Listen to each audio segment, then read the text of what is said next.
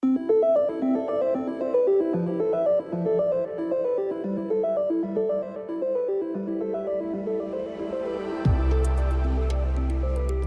fellow film enthusiasts, to a brand new episode of The Director's Viewfinder. I'm your host, Derek Johnson, and I'm excited to take you on an extraordinary journey through the captivating world of filmmaking. As a seasoned filmmaker, producer, and director of photography, I worked on a wide range of projects, from indie gems to TV hits and a ton of commercials. In this podcast, we'll dive deep into the art and craft of filmmaking, pulling back the curtain on the magic that happens behind the camera. This week, I'd like to talk to you a little bit about my own history and degrees of separation with people that I've come across and some new discoveries, as well as how my work has evolved into me being professional gaffer and director of photography, as well as producer. I was scrolling through the internet, and I think I was on Facebook looking at one of my filmmaking group's feeds, and I found this really great picture of Mary Ellen Mark standing next to Marlon Brando on the set of Apocalypse Now. Many of you know that I used to be a still photographer. Well, I still am a still photographer, but I don't shoot very often because I'm so busy working in film nowadays. But my early days, I was spent a lot of time assisting other photographers and, in general, just engaged in the fine art photography scene, lots of documentary photographers, and Mary Ellen Mark, who is historically one of the more known art and documentary photographers, is someone that I had admired for many years. And when I first moved to New York, I actually had a chance to meet with her first assistant, and although I never worked in her studio, her assistant's name was Mark, and he was actually a really nice guy, and he gave me a couple of numbers for other studios that were looking for help, which essentially helped me get my start in New York City as a still photographer there. Mark would eventually leave Mary Ellen Mark's studio and got a job in Detroit, where I went to art school in the photography department, and I believe actually helped him a little bit with his relocation there at the time. Anyhow, some years later, I had moved to Seattle, and I was working at a small photography workshop school, and Mary Ellen Mark was coming to do present her work at a gallery exhibition, as well as do an in-person slide lecture, which when she came to Seattle, I was immediately connected with her and was able to help assist her during her time here. So I did have a chance to work with her, not in her studio, but definitely with an important piece of her world, traveling and presenting her work to the Seattle photography community. And it was really exceptionally nice to work with her and get to know her a little bit. And I felt like we sort of hit it off, and she said, if you come to New York ever, look me up. And I definitely did go to New York several times, but both of those times she did take my call, but she wasn't available to meet. So Mary Ellen Mark is now, of course, passed on and has left a legacy of amazing photography. I also remember meeting her during the time that she was here meeting one of her most famous subjects, which was a gal named Tina. And so here's another degree of separation. So basically, Mary Ellen Mark's husband, very early in the 70s, was working on a documentary film called Mean Streets, which is about several transient kids, and he followed them around Seattle. I believe he got connected to them through a guy named Jerry Esterly, who was a social worker at the time. Mary Ellen Mark would also, of course, connect with the same transient people, and especially with a gal named Tiny. She followed her around for quite a number of years. I think it goes beyond a decade that she would visit and photograph and just follow the story of Tiny's life. And I did get to meet her as well. Another degree of separation that happened was Jerry Esterly ended up taking a few of my photography workshops at that same school. I didn't realize it, but he was also in the film. And so it's interesting to think about how Jerry was my student and me now working in film and not knowing that he was in that film. So there's all these really sort of interesting crossovers. And then to learn that throughout Mary Ellen's life, she also was a photographer who worked on film productions, which is basically where I got my start in filmmaking, which was going to lots of different productions and taking BTS photography. At the same time that I was working as a BTS photographer, which was basically my whole entire 25-year career of still photography, I would also have a commercial wing of my business, which I worked for a lot of fashion companies, lots of car companies, and shooting lots of products, which entailed me really having to learn about lighting and how to light things. In fact, my very earliest experience was learning about lighting in the high school theater program. So my foundation of lighting comes from lighting people in theaters. Not long after college, I would start to get into more practical commercial lighting for cars and big studios, big giant sets on location. We would have 80-foot light box that we would, crane in over a vehicle on location. I had to learn how to take that thing apart, put it back together on location.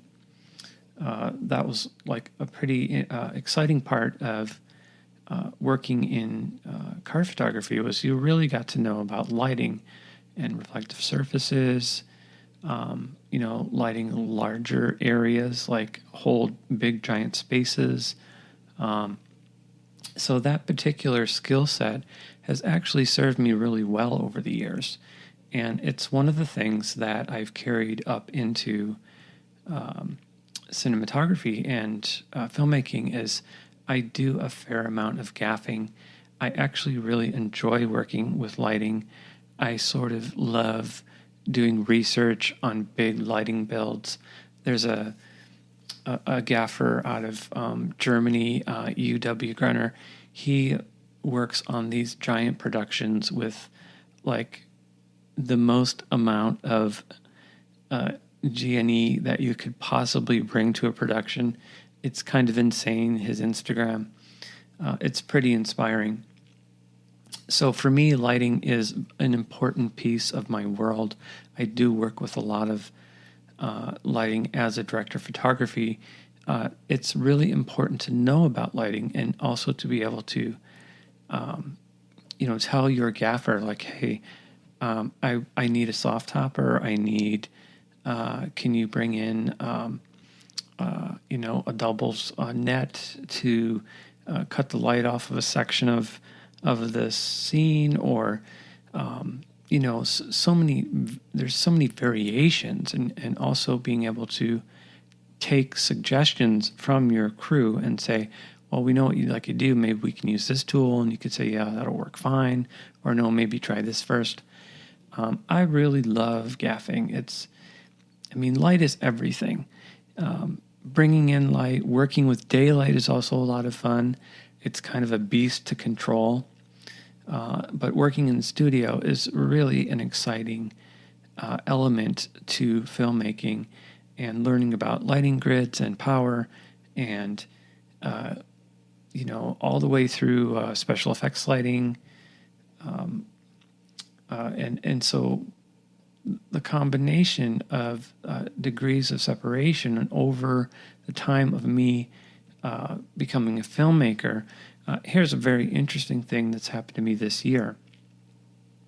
I had a chance a couple of years ago. I worked as a gaffer on a short film called Chat, which is now doing the film festivals. The director of photography was my friend named Maddie Down, and she is a full-time filmmaker, works with the Seahawks. Anyhow, she does do her own work outside of her main gig, and it was the first time I ever worked with her was on this Chat film, and this in the storyline, the entire movie takes place in the evening. So we were shooting on location in a big house, and the first thing I thought to myself was, oh crap, we're going to have to shoot this through the night. And that's actually what the director and the producer had told me. They're like, okay, we're going to probably have 4 night shoots in a row. Well, immediately in my head, I thought, well, 4 nights in a row. I've done 2 nights in a row, and that was rough because it's such a short period. So getting into the 3rd or 4th night, you're looking at a fairly challenging, physically challenging effort to be able to shift your clock like that, and for the whole crew to be able to function. It can be a real burn.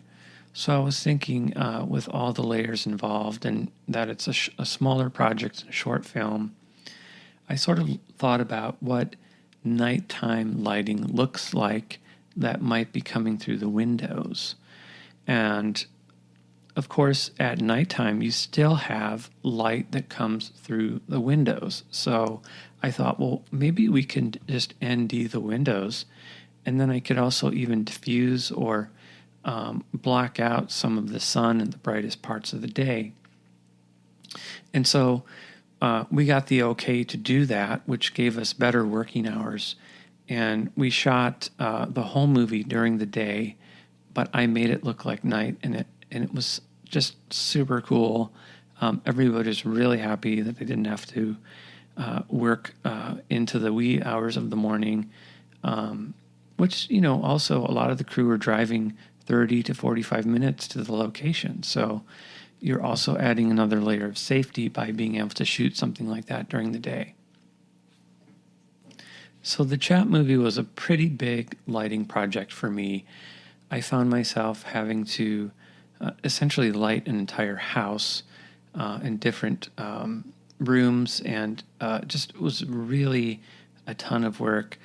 It was definitely very enjoyable work, but I did find myself pretty burnt out by the end of the 4th day.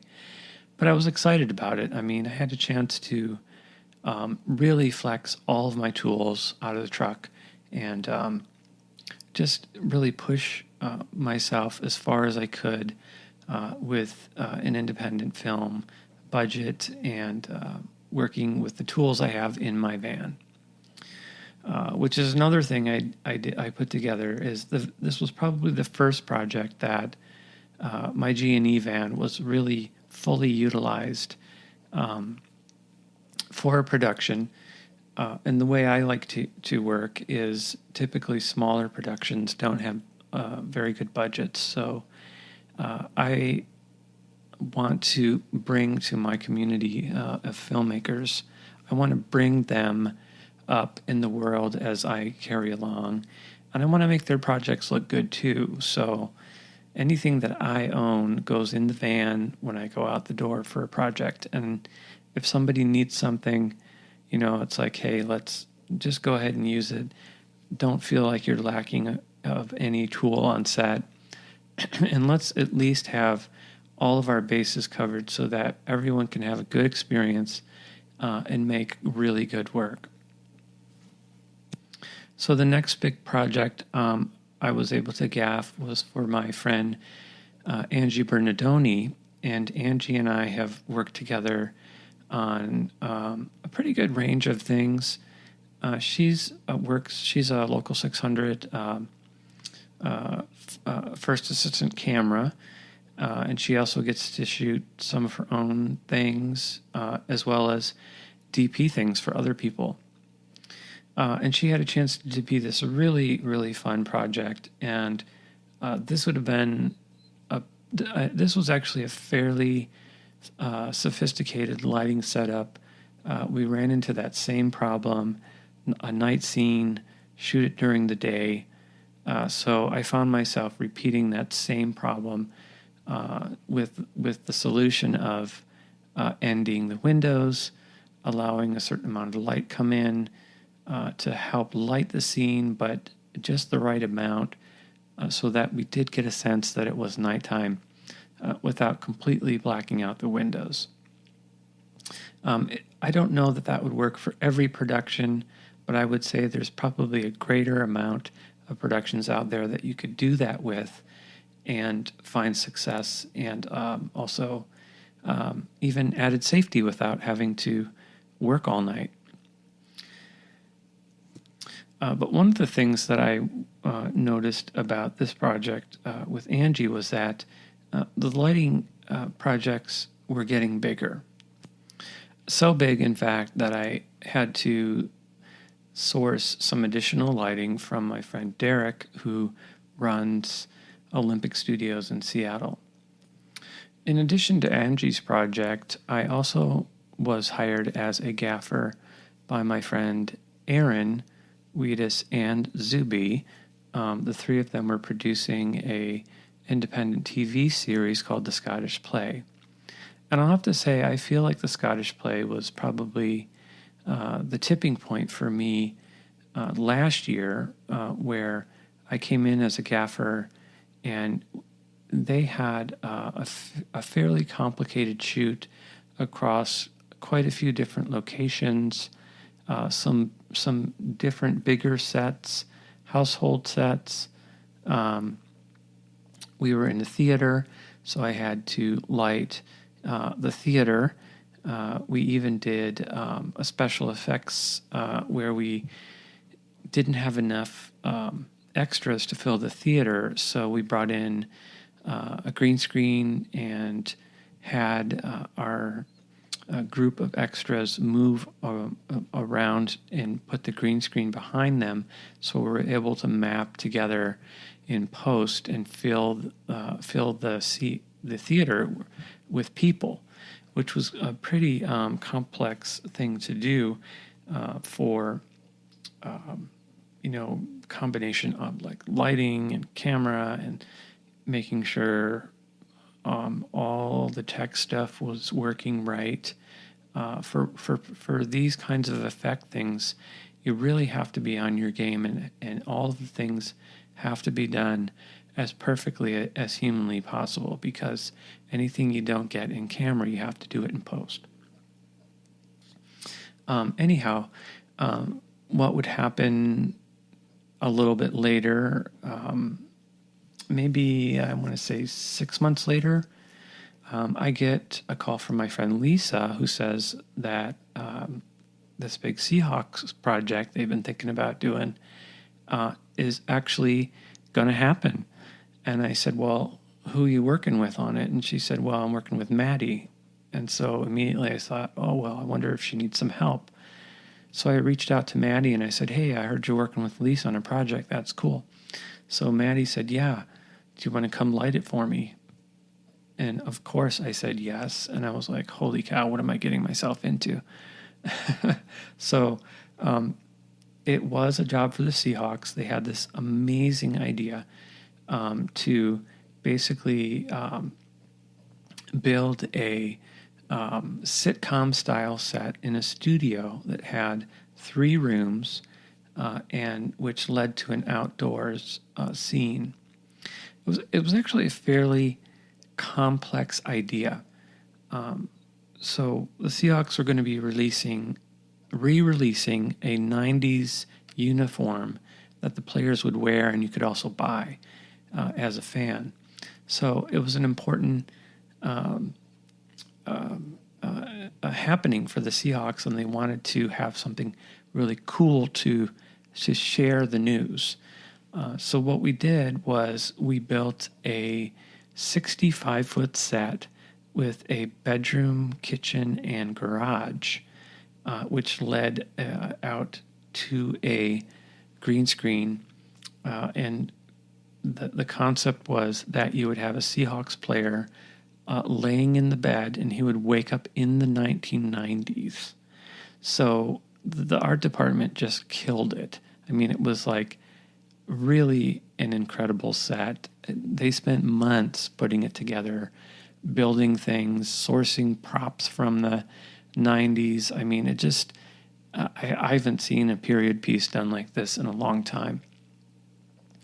And we also, so the idea was that the player would wake up, they would be in the 90s wearing the uniform. And then they would walk through the bedroom into the kitchen and walk through the kitchen into the garage. And then from the garage, they would walk out and out of the garage and into the stadium to go play a game. Conceptually, this walkthrough was supposed to be done as a one-er shot on a Steadicam. And it was also, if you want to get even more conceptual, in the Seahawks stadium, the players actually go through a tunnel before they exit out onto the field. And so the idea was that this was a 90s flashback scene, sort of like going through a tunnel, but they were in this flashback experience, and then when they exited the flashback, they actually went out onto the field. So this was like, okay, how are we gonna do this? So, Seattle has, one of the problems is we don't have very many large stages in town. There is Harbor Island Studios, but that's primarily meant for filmmaking and not for commercials. So there was lots of logistical problems trying to get this thing produced and figure out where it was going to go. And then the other thing I realized is that they didn't really have a dedicated producer or production company on this. The Seahawks in-house team, which are all very talented people, were going to try and take this on and do it themselves.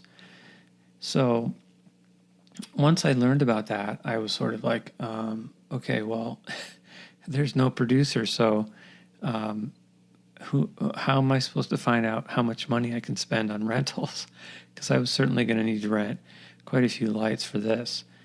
Maddie and I have a great working relationship, and she fully trusts me to go in and make good choices and good decisions to help the production. And with good, clear communication, I was able to add a hand in with my producing skills, as well as really shine my skills as a gaffer on this project.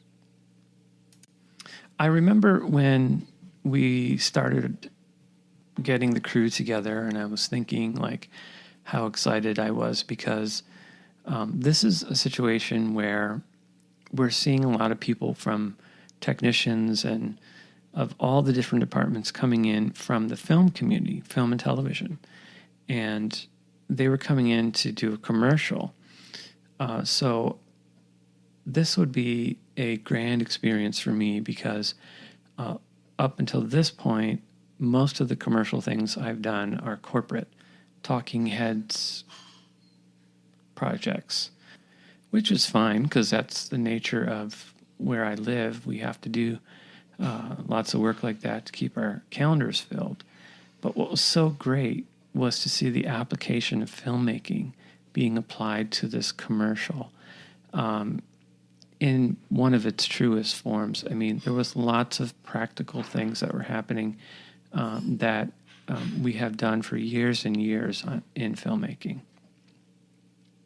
For instance, I brought in my Arri 650 tungsten lights to help with the lighting. They were on an inline dimmer. That's pretty old school for lighting. We used a Cucoloris and a bunch of other light shaping tools that are really kind of classically used things in a studio setup.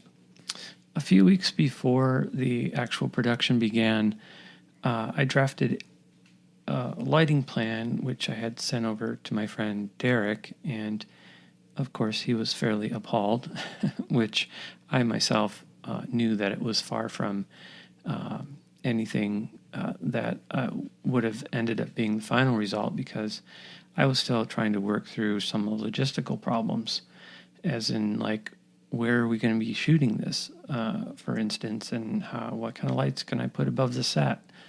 So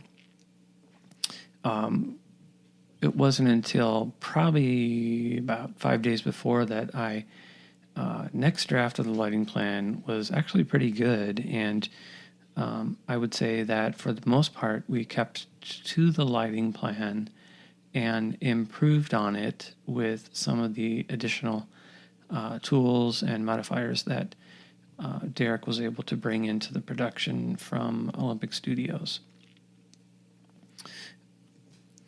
In the BTS video, you can see that one of the first problems we had to solve was, how are we going to light this from above, and when does that light get put in place? So when the set's built, because of the scale of the set, it's really almost impossible to bring in any kind of overhead lighting in that particular studio space, because we just didn't have the vertical room to do anything that we would have normally chosen to do. For instance, there's a crane called a condor that come with a bucket on the end of its extension, or it can come as just raw bars that you can attach lighting fixtures to, large-scale lighting fixtures to. But in that particular studio, we had two problems. They were trying to preserve the floor, so we weren't allowed to put any tape on the floor. So I also thought getting something like a condor in there would probably not work, because we just didn't have the vertical height to be able to hang something like that over the set. And also, I was concerned about the floor.